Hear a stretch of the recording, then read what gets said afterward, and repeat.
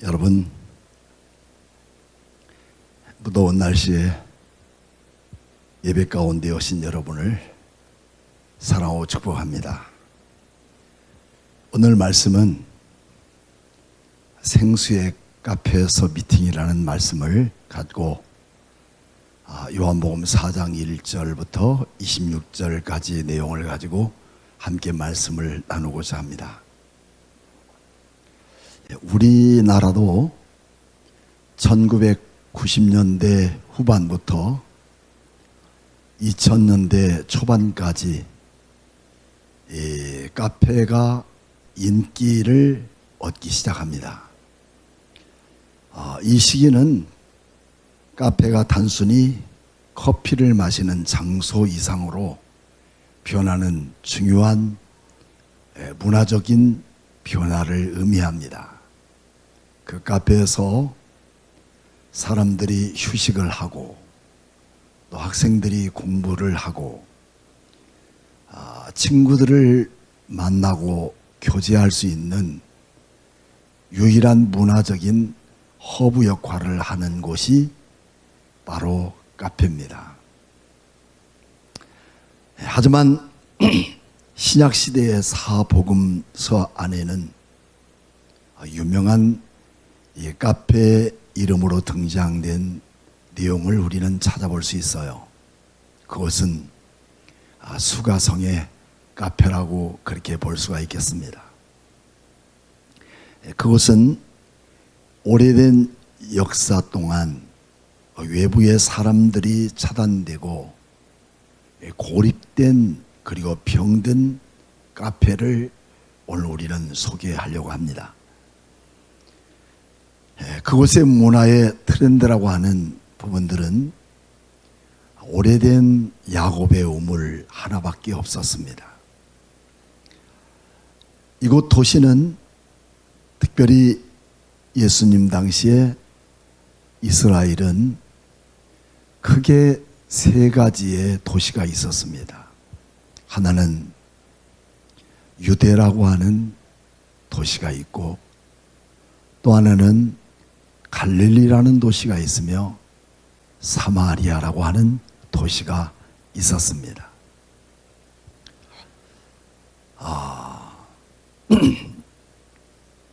근데 이 사마리아는 이 갈릴리와 그리고 유대의 아주 중요한 교량 역할을 하고 있었죠.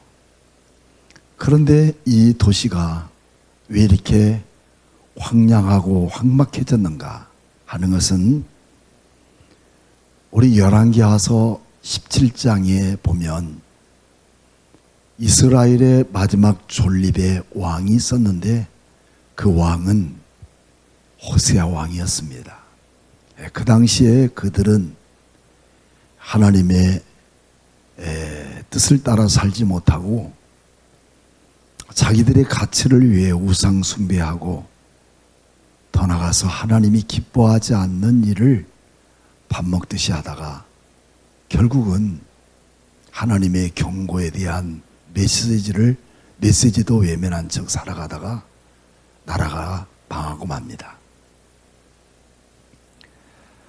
그로 인해서 북쪽에 있는 아수르라는 나라가 사마리아를 점령하고 또 정복하다 보니까 사마리아 안에는 수많은 여자들이 아수르에 있는 남자 군사와 함께 잘못된 혼혈 민족을 만들었고, 단일 민족인 유대 나라에 커다란 흠집을 만들게 됨으로 인하여 유대인들은 갈릴리에서 유대 땅에 오는 길에도 약 3, 4일씩 걸리면서도 이 사마리아 땅을 밟지 않고 돌아다녔다는 그런 부분이죠. 오늘 우리는 이런 요한복음에 기록된 가장 심오한 만남의 장소를 탐구하면서 예수님이 공생의 시간을 통해서 어떤 일을 이루셨는지 오늘 우리에게 말씀해 주는 것을 가슴에 새기고 진정한 교회요 여러분의 개개인마다 참된 교회의 삶이 주어지기를 축복합니다. 그것은 이 요한복음 4장에서 우리는 예수님께서 야곱의 우물가에서 사마리아 여인의 변화적인 대화를 나누는 모습을 봅니다. 이 구절은 예수님의 사역에 상당한 포용성을 갖고 강조할 뿐만 아니라 그 속에서 예배와 구원 그리고 예수님만이 줄 수 있는 영원한 생명의 생수가 되시는 그런 심오한 진리를 우리는 예수님을 통해서 공세기간을 통하여 나타난 부분을 우리가 발견해야 할 것입니다. 우리는 이런 교회 안에 믿음으로 살아가는 우리에게 있어서 때로는 교회 안에서 믿음으로 살다가 하나님을 예배하고 예배하지 못하고 또 부정적인 인생을 살아가는 그들에 대해서 공감하지 못하는 부분들이 교회 안에 참 많죠. 그들을 한낱 죄인으로 낙인 찍고 상종하지 않고 교제하지 않는다면 이 땅 위에 하나님의 교회가 설 수 있는 장소는 그만큼 적어지고 오히려 교회를 통해서 상처 입은 수많은 사람들은 이단들에게 노출되어 그들의 성도들이 되어져 가고 있다는 것을 우리는 너무나도 잘 알 수가 있습니다. 예수님께서는 성전을 청결 사역을 마치시고 니고데모를 만난 후에 유대 갈릴리 땅으로 여행하시다가 사마리아를 지나가십니다. 그때 예수님은 제자들과 함께 의도적으로 사마리아를 지나가다가 야곱의 우물에서 사마리아 여인을 만나게 되죠. 그녀는 남들이 없는 그런 시간인 정오에 물을 기르러 나온 것이죠. 이것이 그녀의 과거로 인해서 사회적으로 고립되었음을 의미하는 모습도 우리는 엿볼 수가 있습니다. 그러나 사회적 규범을 깨뜨린 예수님은 그녀에게 마실 물을 요구하십니다. 이 간단한 요청은 그녀를 매우 놀랍게 했죠. 그것은 사회적인 장벽을 넘으려는 예수님의 강한 의지를 강조해주고 있기 때문입니다. 여기서 우리는 예수님의 사역의 핵심을 깊이 들여다볼 수 있게 되죠. 그것은 소외되고 고립되고 외면된 그런 사람들에게 우리 주님은 알면서도 다가서신다는 그러한 확실한 말씀입니다. 그들의 대화에서 예수님은 생수라는 개념을 소개하고 있습니다. 오늘 요한복음 4장 10절 말씀에는 예수께서 대답하여 이르시되 내가 만일 하나님의 선물과 또 내게 물 좀 달라 하는 이가 누구인지를 알았더라면 내게 그에게 구하였을 것이요 그가 생수를 내게 주었으리라 이렇게 말씀하십니다. 물리적인 물을 생각하는 여자는 매우 흥미가 느꼈지만 예수님의 의도를 전혀 이해하지 못했다는 것이죠. 예수님은 자신이 제공하는 영적 삶과 구원에 대한 말씀하시기를 위해서 생수를 비유하여 말씀하시고 그 여인에게 접근하는 모습을 봅니다. 또 14절 말씀에는 내가 주는 물을 마시는 자는 영원히 목마르지 아니하리니 내가 주는 물은 그 속에서 영생하도록 솟아나는 샘물이 되리라 라고 말씀합니다. 일시적으로 만족하는 우물물과는 달리 예수님이 주시는 생수는 영생하도록 솟아나는 샘물이 된다는 사실이죠. 이 생수는 믿는 사람들을 충만케 하시고 지탱하게 하시며 영생으로 인도하시는 성령 하나님의 상징이기도 합니다. 우리가 예수를 믿는다는 것은 이론과 논리, 원칙적인 방법을 갖고 접근할 수 없는 게 우리의 믿음이요 신앙입니다. 그 이유는 우리를 통해서 매 순간마다 성령님은 일하시고 지금까지 일하셨고 지금도 일하시고 앞으로도 그 성령께서 오늘 여러분과 저에게 일하시고 역사하신다는 사실을 우리는 분명히 알아야 된다는 거죠. 그런 예수님은 그 여인에 대해 부드럽게 대면하시면서 그분의 신성한 지식을 드러내십니다. 그에게 주님 말씀하기를 16절에 내 남편을 불러오너라 라고 했고, 그녀는 나에게는 남편이 없습니다 라고 대답합니다. 그때 예수님께서는 이 사실을 인정하시고 그 여자에게 말씀합니다. 내게 5이 있어도 지금 함께 있는 남자도 그 남편이 아니라고 덧붙이셨습니다. 이 계시의 말씀으로 그녀는 자신이 내면적으로 숨기고 싶었던 그 수치의 모든 것을 우리 주님은 알고 계셨고 보고 계셨으며 그 사실을 계시하시는 분이 도대체 누구일까 하는 그런 궁금한 마음이 생겼던 겁니다. 이런 것에 충격을 받고 그녀는 예수가 평범한 사람이 아니라는 것을 깨닫게 되었죠. 여기서 예수님의 접근 방식은 우리가 매우 주목할 만한 모습이죠. 그는 그런 고립될 수밖에 없고 남자가 5이나 있어도 자기 남편이 아닌 그저 하룻밤에 치우나칠 수밖에 없는 그런 여자였지만 우리 주님은 그 여자를 비난하지 않으셨습니다. 그런 상황을 인정할 수 있었으며 그녀가 자신의 삶에 대한 진실을 시작하도록 그를 초대하며 참된 생명과 참된 영생이 무엇인가를 오늘 그에게 불러 넣어주고 있는 우리 주님의 진실한 마음들이 오늘 고스란히 그 여인에게 흘러가고 있습니다.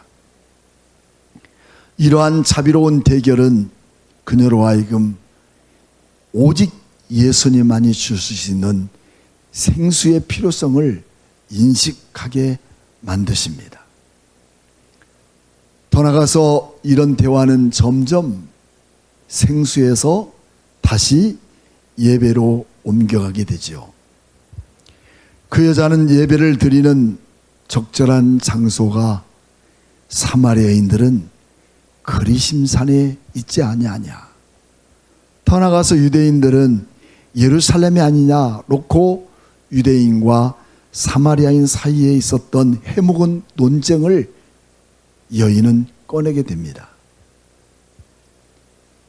초라하고 또 자신감을 잃어버리고 자기의 진정한 가치관을 바로 찾지 못한 이 여인에 대한 미숙하고도 상처받은 이 마음을 드러내고 있을 그때에 예수님은 이 논쟁에 대한 초월의 말씀을 응답하십니다. 참된 예배란 장소적인 개념을 말하지 않다는 겁니다. 그러면 참된 예배는 무엇인가? 그것은 신령과 진정으로, 즉 영과 진리로 하나님께 예배하는 것이라는 것입니다. 그렇습니다. 우리가 드리는 예배는 형식이 아니라 하나님의 임재하시는 영적 예배라는 사실을 우리가 잊어버린다면 내 기분과 감정과 형편에 따라서 우리는 예배할 수 있고 예배를 포기할 수 있고 내 마음대로 예배에 대한 그 마음을 내 삶에 표현하고 살 수가 있을 것입니다. 그렇지만 예배란 내 주어진 기분과 감정이 아니라 내 형편과 처지가 아니라 언제나 우리의 삶 속에서 하나님의 성전 안에 하나님이 계시는 그곳 안에 그곳에 주님이 임재하시고 예배자에게 예배를 받으시는 하나님이 함께 하신다는 사실을 우리는 잊어서는 안 될 것입니다. 예수께서는 아버지께 참으로 예배하는 사람은 영과 진리로 예배하는 사람이라고 그렇게 말씀하시죠. 왜냐하면 예배란 하나님이 친히 낮고 천한 우리를 찾으시는 하나님이시기 때문입니다. 잠언서 8장 17절 말씀 보면 그런 말씀이 있습니다. 나를 사랑하는 자들이 나의 사랑을 입으며 나를 간절히 찾는 자가 나를 만날 것이니라. 예배는 이런 것입니다. 주님을 찾는 것입니다. 주님을 의지하는 것입니다. 주님을 바라는 것입니다. 주님의 도우심을 얻기 원하는 그런 마음으로 주님을 찾고 두드리는 자에게 우리 주님은 임재하시고 그를 통해서 영과 진리로 역사하시는 우리 하나님이시란 사실입니다.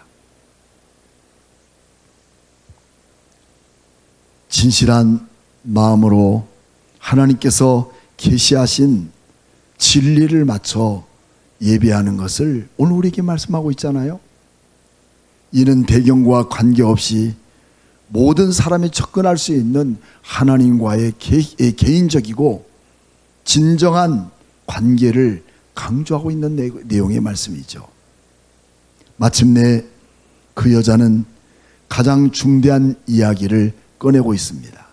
그것은 오실 메시아에 대한 이야기입니다. 예수님은 깜짝 놀라시며 심오한 계시를 말씀하십니다. 4장 25절 말씀에 여자가 이르되 메시아 곧 그리스도라 하는 이가 오실 줄을 내가 아노니 그가 오시면 모든 것을 우리에게 알려주시리라 라고 하는 고백입니다. 여러분, 수많은 랍비들이 있고 제사장이 있고 또 사두개인들이 있고 또 바리새인들이 있어도 구약에 700년 전부터 약 300번이나 메시아로 이 땅에 오실 예수님을 예언하고 암시해주고 있었지만 그 사실을 손바닥처럼 보고 있고 알고 있는 그들은 이 땅에 오신 예수 그리스도를 인식하면서도 그들은 받아들일 수가 없었습니다. 얼마나 부패하고 얼마나 타락했다면 세상에 먹고 살고 내 이익과 내 장점을 위해서 살아가는 그들에게는 주님 보이지 않습니다. 하지만 소외되고 이미 외면당한 이 5명의 남편이 있어도 자기 남편이 없는 이 여인에게는 구약시대에 말씀하고 있는 메시아가 올 것에 대한 부분을 그 예수님 앞에 말씀하고 있을 그때에 4장 26절의 말씀을 보면 예수께서 그 여인에게 이르시되 내가 말하는 내가 바로 그니라. 너에게 말하고 있는 내가 바로 그리스도라는 사실을, 메시아라는 사실을 증명해 주고 있습니다. 이 얼마나 황홀한 사건입니까?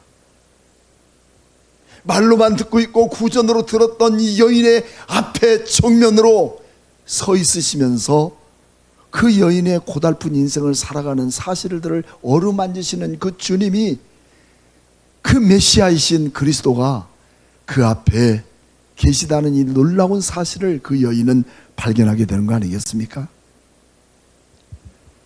이것은 예수께서 자신의 메시아로 직접 밝힌 몇 안 되는 중요한 사례이며 사마리아 여인에게 그렇게 보이셨던 내용입니다. 그 이유가 뭘까요?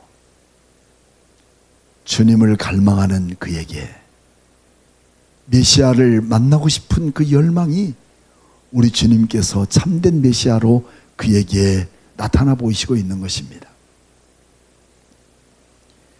마태복음 9장 13절 말씀에는 바리새인들이 예수님에 대하여 조롱하고 있을 때 예수님은 말씀하십니다. 나는 의인을 부르러 온 것이 아니라 죄인을 부르러 왔다. 바리새인들에게 최고의 매국노처럼 여겼던 세리 마태의 집에서 예수님이 함께 먹고 그들에게 복음을 전할 때 그 모습을 보고 오히려 예수님을 비난한 그런 바리새인들 앞에 의인을 위해 오지 않으시고 죄인을 위해 찾아오신 그 예수님의 그 깊은 내용을 마태복음에는 말씀하고 있지 않아요? 이처럼 예수께서는 모든 사람의 장벽을 무너뜨리십니다. 사회적으로 불의한 환자나 병든 자나 죄인이라도 그분의 배경, 사회적인 지위, 과거에 상관없이 모든 사람에게 고통과 아픔을 갖고 있는 그들에게 찾아오시고 다가서시며 참된 구주가 누구신가를 발견하게 하시는 이 놀라운 은혜의 장소에 초대되는 자들에게, 여러분, 참된 구원이 있고 참된 소망이 있는 것 아니겠습니까? 오직 생수, 생명의 물이신 예수님만이 우리의 가장 깊은 영혼의 갈증을 채워주시며, 그분만이 진정한 하나님이시며 예배를 받으실 예배자이며, 특정한 장소나 의식에 국한하지 않고 영과 진리로 그분께 예배하는 것을 우리 주님은 기뻐 받으시고 그를 찾아오시며 인정하신 것을 보게 됩니다. 지금도 예수님을 찾고 사모하는 자들에게 그분의 자신을 분명히 드러내십니다. 그분은 우리의 과거를 아시지만 또 지금 우리의 현재도 아시지만 우리에게 희망과 구원으로 가득 찬 미래를 제시하시고, 밤에 잠잘 때 그리고 깰 때에도 소망 없는 우리에게 다음 미래의 거룩한 소망을 약속하시고 그 일을 이루시는 분이 성령 하나님으로, 감히 인간이 할 수 없는 일을 이루시는 그 하나님이 여러분과 내가 예배하는 그 곳에 임하셔서 그분이 일하시는 삶을 오늘 우리에게 나타내 보이고 있다는 사실입니다. 지금도 예수님을 찾고 사모하는 자들에게 예수님은 자신을 나타내시고,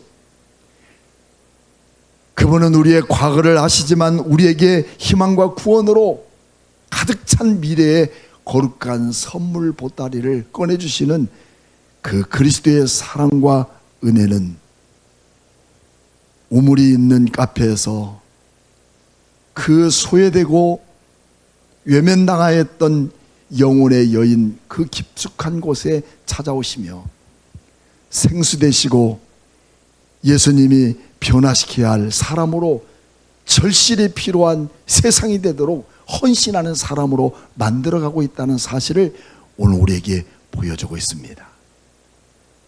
그때 그는 진정한 삶이 변하고 말죠. 오늘 본문의 말씀을 보면 우리는 알 수가 있습니다. 4장 39절 말씀에 그 여자는 모든 물동이를 버리고 여자의 말이 내가 행한 모든 것을 그가 내게 말하였다 증언하므로 그 동네 중에 많은 사마리아인들이 예수를 믿는지라 라고 말하고 있습니다. 예수 만나면 변합니다.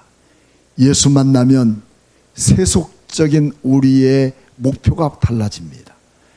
지금 우리가 살고 있는 삶의 목표는 먹고 살고 세상의 이권에 대한 목적이 있다면 오늘 우리는 반드시 영혼 살리는 거룩한 일로 도약하도록 우리의 삶을 변화시켜 주시고 그와 함께 하나님이 기적을 이루시며 그와 함께 놀라운 하나님의 나라 비밀한 것들을 선포할 수 있는 은혜로 헌신하게 하시는 이 귀한 축복을 우리에게 주신 것을 믿고 오늘도 그 주님 만나는 귀한 삶에 참된 소망과 기쁨이 넘치는 거룩한 축복이 여러분의 가정 카페, 여러분의 직장 카페, 여러분의 삶의 카페 속에서 주님 만남을 또다시 선포하는 여러분과 저가 되기를 주님의 이름으로 축복합니다. 기도하겠습니다. 살아계신 우리 하나님 감사를 드립니다. 내 안에 성령님이 임재하옵소서. 영과 진리로 삶을 살게 하옵소서. 영과 진리로 예배하는 자가 되게 하셔서 고달픈 내 인생 그리고 막연하고 갑갑한 우리의 인생 속에 성령님이 이끄시는 놀라운 은혜로 회복되게 하시고 거룩한 역사를 이뤄갈 수 있는 하나님의 자녀로서 거룩한 삶을 살아갈 수 있는 인생 변화의 전환점이 될 수 있게 하나님 우리를 축복해 주시옵소서. 살아계신 예수님의 이름으로 기도하옵나이다. 아멘.